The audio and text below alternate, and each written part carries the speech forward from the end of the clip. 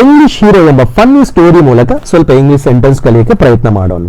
Ravi watched one English movie ಅಂದ್ರೆ ರವಿ ಒಂದು English cinema ನೋಡ್ತಾ ಇದ್ದಾನ ನೋಡ್ರಿ ಅಲ್ವಾ.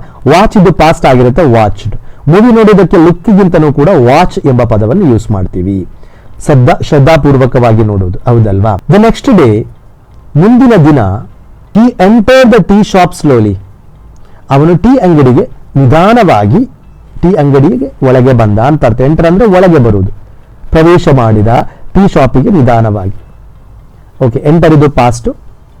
ಹಿ ವೇರ್ ಇದು ಪಾಸ್ಟ್. ವೇರ್ ಅಂತ ಹೇಳಿದ್ರೆ ಧರಿಸು ಎಂಬ ಅರ್ಥ. ಹಿ ವೋರ್ ಸನ್ ಗ್ಲಾಸಸ್. ಅವನು ಕಪ್ಪು ಚಶ್ಮಾ ಧರಿಸಿದ್ದ ಅಂತ ಅರ್ಥ. ಹಿ ವೋರ್ ಸನ್ ಗ್ಲಾಸಸ್, ಚಶ್ಮಾ ಅಂತ ಹೇಳ್ತೀವಲ್ಲ. ಹಿ ಸೆಡ್, ಅವನು ಹೇಳಿದ, one tea, one chai, without emotion. Emotion ಏನಿಲ್ಲ, ಯಾಕಂದ್ರೆ ಇಂಗ್ಲಿಷ್ ನಿನ್ನೆ ಮೂವಿ ನೋಡಿದಾನೆ, ಪಟ್ ಅಂತ ಇಂಗ್ಲಿಷ್ ಸ್ಟೈಲ್ ಮಾಡೋಕ್ಕೋಸ್ಕರ ಒನ್ ಟೀ ಅಂತ ಹೇಳ್ತಾನೆ. The tea seller looked confused. ಆ ಅಂಗಡಿಯವನು ಏನ್ ಮಾಡಿದ, ಗೊಂದಲದಿಂದ ನೋಡ್ದ ಅಂತ ಅರ್ಥ. ಏನಪ್ಪಾ ಇದುವರೆಗೂ ಚಾ ಅಂತ ಕೇಳ್ತಿದ್ದಾನೆ, ಇವತ್ತು ಒಂದು ಟೀ ಅಂತ ಹೇಳಿ ಸ್ಟೈಲ್ ಮಾಡಿ ಸ್ಪೆಕ್ಸ್ ಎಲ್ಲ ಹಾಕಿ ಬಂದಿದ್ದಾನಲ್ಲ ಅಂತ, ಸಾರಿ ಸನ್ ಗ್ಲಾಸ್ ಎಲ್ಲ ಹಾಕಿ ಬಂದಿದ್ದಾನ ಅಂತೇಳಿ. Ravi sat silently. Ravi silent ಆಗಿ ಮೌನವಾಗಿ ಕುಳಿತ.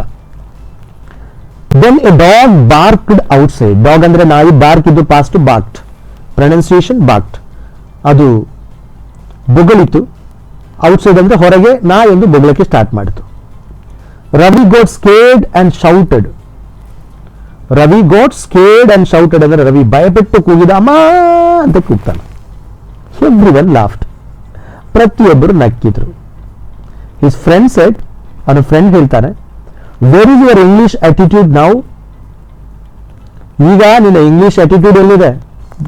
ಚಶ್ಮಾಲ್ ಇಟ್ಕೊಂಡು ಬಂದು ಇಂಗ್ಲಿಷಲ್ಲಿ ಟೀ ಪ್ಲೀಸ್ ಅಂತೆಲ್ಲ ಕೇಳಿದೆಯಲ್ಲ, ಅಟಿಟ್ಯೂಡ್ ಎಲ್ಲಿದೆ ಅಂತೇಳಿ.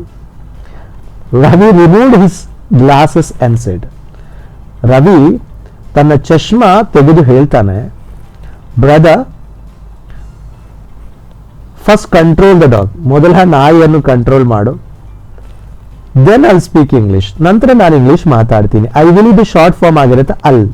ಐ ಹಾಕಿ ಒಂದು ಅಪಸ್ಟ್ರೋಫಿ ಕೊಮ ಹಾಕಿದ್ರೆ ಉಚ್ಚಾರ ಮಾಡೋದು, ಅಲ್ ಸ್ಪೀಕ್. ನಾವು ಕಮ್ಯುನಿಕೇಶನ್ ಮಾಡುವ ಈ ಪದ.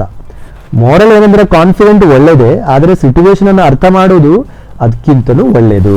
Hope you understood very clearly. All the best.